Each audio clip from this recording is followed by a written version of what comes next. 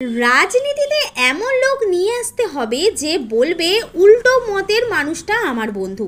অনেকটা এমনটাই মত প্রযোজক ও নায়ক দেবের। প্রশ্ন ছিল তার রাজনৈতিক পরিচয়ের জন্য দর্শক কি ভাগাভাগি হয়ে যান। দেব বলেন মানুষ জানেন তিনি ভালো লোক। ছবি দেখতে মানুষ রাজনৈতিক পরিচয় জেনে আসেন না। তার ছবিতে বারে বারে কাজ করেন রুক্মিণী মৈত্র। প্রশ্নটা উঠতেই দেব বেশ বিরক্ত হন।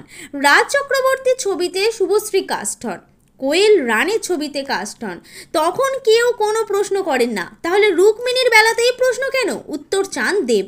পাশাপাশি তিনি এও বলেন রুক্মিণীকে সৃজিত কাস্ট করেছেন, তিনি নন। পরিচালক সৃজিত এবং প্রযোজক হিসেবে দেব দুজনেই ডমিনেটিং। ক্রিয়েটিভ অ্যাঙ্গেল থেকে তাঁদের নাকি বারে বারে ক্লাশ হয়েছে টেক্কার সময়। জুতো সেলাই থেকে চণ্ডীপাঠ সব ব্যাপারে নাক গলিয়েছেন দেব, কিন্তু সেই সংঘাত কখনোই তাঁদের ব্যক্তিগত স্তরে আঘাত করেনি বলেই জানান প্রযোজক। কারণ দুজনেরই কমন ইন্টারেস্ট একটাই, ছবিটা ভালো হতে হবে।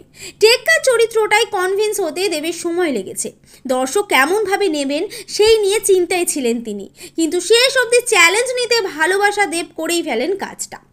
সফল হতে পেরেছেন কিনা উত্তরটা সময় দেবে। এমনই টলিউডের হাড়ির খবর তাড়াতাড়ি আপনাদের কাছে পৌঁছে দিতে বদ্ধপরিকর টাইমলাইন ক্রিয়েশন। টেক্কার ট্রেলার আপনাদের কেমন লেগেছে মন্তব্য করে জানান আমাদের মন্তব্যের বাক্সে।